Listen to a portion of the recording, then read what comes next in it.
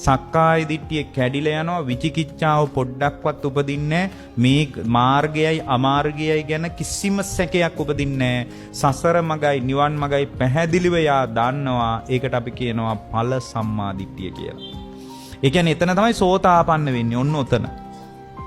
සෝතාපන්න වෙන සක්කාය දිට්ඨිය කැඩිලා ගිහින් ඔන්න ඔය පිළිවෙලට යම් කෙනෙක් Tamanගේ හිත පුහුණු කරගෙන ගියාට පස්සේ එයා ආයෙත් කැලෑවලට ගිහින් ආරණ්‍ය වලට ගිහින් පන්සල් වලට ගිහින් හාමුදුරුවන්ගෙන් අහන්න ඕනේ අනේ හාමුදුරනේ මම මේ දවස්වල මෙහෙම ධර්මයක් දිනු කළා මං මොන වගේ තත්ත්වයක ඇද්ද කියලා එයා අහන්න දෙයක් නැහැ. මේ විදියට හිත පුහුණු කරගෙන ගියපු කෙනාට එයාටම හැරිලා එයාගේ හිත ගැඹුරු සමාධියකින් විමසන්න පුළුවන්. ඇයි සද්ධා විරිය සති සමාධි ප්‍රඥාම හොඳටම දියුණු වෙලා. එතකොට අපේ විඩාබර ජීවිතේ කොහොමද? නිරේ විඳවලා, තිරිසන් ලෝකේ කල්ප ගණන් විඳවලා, പ്രേත ලෝකේ කල්ප ගණන් විඳවලා මිහි ඉපදිලා ඉන්නේ. මේකත් ළඟදී අතහැරිලා යනවා. ඒ අතහැරෙනකොට පාඩුවේ ආයෙත් නිරේට වැටෙනවා. මෙහි කායකවත් අත්වැල් අල්ලගන්න බෑ. මෙහි කාත් එක්කවත් ඇයි හොඳයිකම් තියාගෙන එකතු වෙලා යන ගමන් කොහෙවත් නැහැ. ඒ නිසා දරුවන්ගේ පිහිට වගේම Tamanගේ පිහිට හදාගන්න. මෙහි උපරිම අවුරුදු 75යි.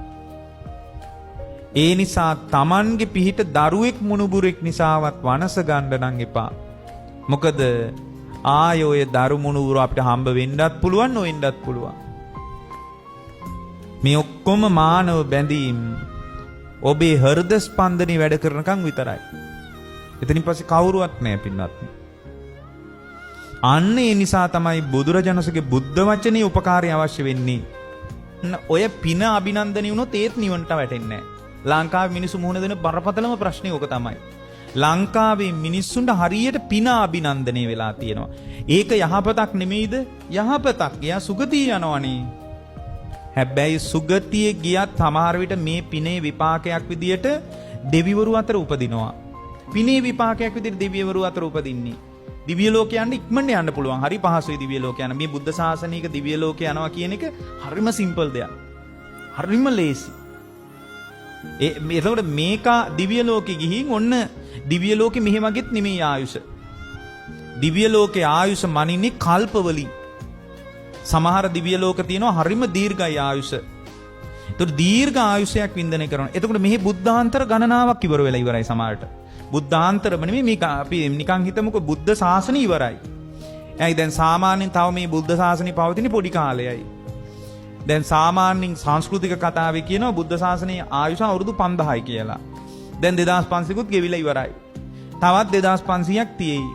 අර කාම ඊටාම සැපසහිත දිව්‍ය තලයක උපන්නොත් එයාට ධර්මීය ගැන කිසි හැඟීමක් නැහැ. හැම දෙවියෙකුටම ධර්මීය ගැන අදහසක් නැහැ පින්වත්නි. ඔය සක්‍ර දේවේන්ද්‍රයත් බුදුහාමුදුරුවෝ ළඟට ඇවිල්ලා තියෙන කාලෙකින් හැමදාම ඇවිල්ලා නැහැ.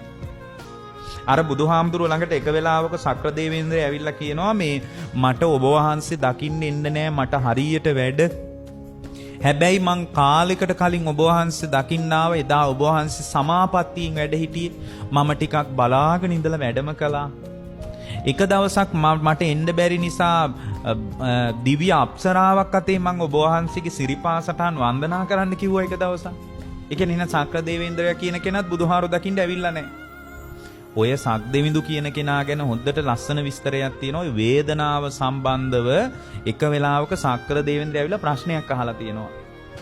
ඔන්න දෙවියන් තල දෙකටම නායකත්වයේ දෙන කෙනාගේ ස්වභාවය. එතකොට එයා ප්‍රශ්නයක් ඇහුවාම බුදුහාමුදුරුවෝ වේදනාව ගැන අහපු ප්‍රශ්නෙට ස්පර්ශය ගැන තණ්හාව ගැන කියලා උත්තරයක් දෙනවා. නෑ එයා තණ්හාව ගැන ප්‍රශ්න අහනවා භාග්‍යවතුන් වහන්සේ වේදනාව ගැන කියලා උත්තරයක් දෙනවා. ඒ මොහොතේ වේදනාව ඇති වෙනවා ස්පර්ශය නිසා. එතකොට තණ්හාව ගලනවා කියලා බුදුරජාණන් වහන්සේ උත්තරයක් දෙනවා. ඒතර මේක මොග්ගල්ලාන මහරහතන් වහන්සේ එකක් පැත්ත කරලා මේ පින්නතුන් වගේ ඔය අයිනකට වෙලා අහගෙන ඉන්නවා. අහගෙන ඉඳලා මේ මොග්ගල්ලාන ආරණුට තේරෙනවා මේ දෙවියට නම් මේ වගේ එකක් තේරෙන්නේ නැතුව ඇති. හැබැයි මෙයා වැඳලා ගිහින් තියෙනවා සක්‍ර දේවේන්ද්‍රයා. ඊට පස්සේ මොග්ගල්ලාන මහරහතන් වහන්සේ අභිඥාපාදක සමාපත්තියකින් නැගිටලා දෙවිවරු අතර පෙනී හිටියා. පෙනී ඉන්නකොට දෙවිවරු අතර විශාල දිව්‍ය පිරිසක් එක්කලු මේ සක්‍ර දේවේන්ද්‍ර විමානයේ හිටියේ. ඒතර මේ මොග්ගල්ලාන මහරහතන් වහන්සේ ගිහින් අහලා තියෙනවා පින්වත් දේවේන්ද්‍රය ඔබ දැන් ටික වේලාවකට කලින් බුදුහාමුදුරගේ ප්‍රශ්නයක් ඇහුවා නේද? තණ්හාව ගැන. එහෙමයි ස්වාමීනි. ඒකට භාග්‍යවතුන් වහන්සේ මොකද්ද දුන්න උත්තරේ? දැන් මේ මොග්ගල්ලාන මහරහතන් වහන්සේ දන්නවා ප්‍රශ්නේත් උත්තරේත් දන්නවා. නමුත් මුගලන් හාමුදුරන්ට හිතුණා මේ දෙවියන් මේක තේරුන්නේ නෑවද්ද? එහෙම හිතලා යහන්නේ. එතකොට අර දේවතාවා කියනවලු ස්වාමීනි ඔබ වහන්සේ කාලෙකින් සමාපත්තියෙන් වැඩි මෙහෙට අපි යමු වෛජන්ති ප්‍රාසාදේ බලන්න.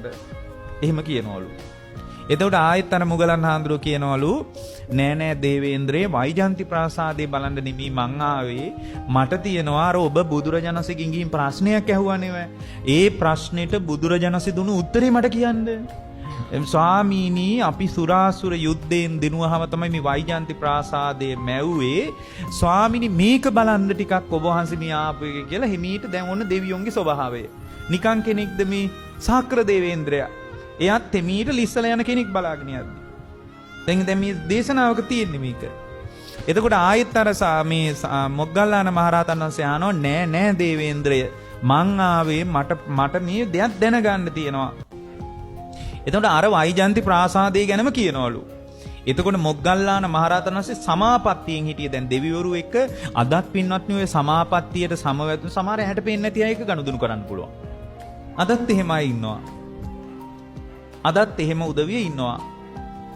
එයාට පේන්නේ නැති ජීවින් එක ඒක මෙතන ඉන්න අය කොච්චර පිළිගනීද දන්නේ නැහැ. භෞතිකවාදී මතයක් තියෙන කෙනෙක් මම මේ කියනවා පිළිගන්නේ නැති වෙයිද? ඒක කමක් නැහැ මට නම්.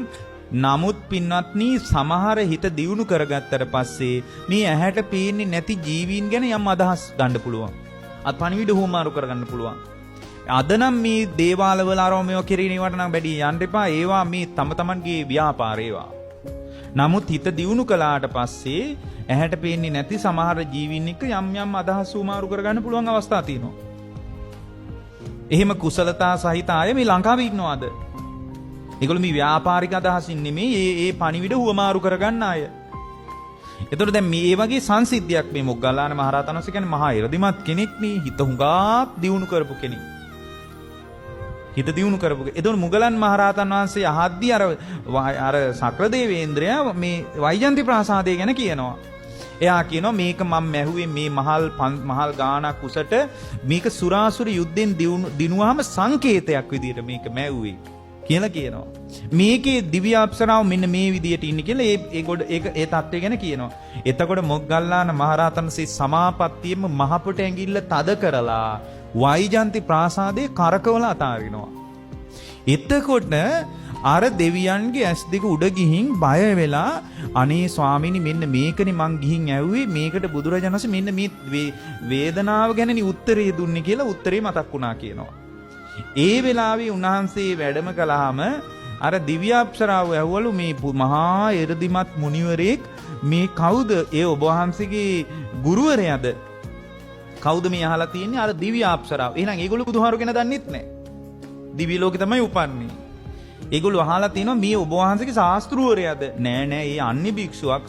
එතකොට අර දිව්‍ය අප්සරාව කවල මේ අන්‍ය භික්ෂුවක් ඒසා එර්දිමත් නම් ශාස්ත්‍රූවරයා මොනසානම් එර්දිමත් ඇද්ද කියලා කිව්වලු. ඒ කියන්නේ ඒගොල්ලෝ බුදුහාරු ගැන දන්නෙත් නෑ. එහෙනම් දිව්‍ය ලෝකේ ගියොත් සමහර අවස්ථාවලදී අපට ධර්මයේ මගේ හැරින්නත් පුළුවන්. ධර්මයේ මුණ ගැහෙන්නත්. ඒ නිසා මම ඔබට ලස්සන දෙයක් කියන්නම්. ආය උපදිනවා නම් අදහසක් තියාගන්න චතුරාර්ය සත්‍ය කතා කරන තැනක ඉපදේවා කියලා.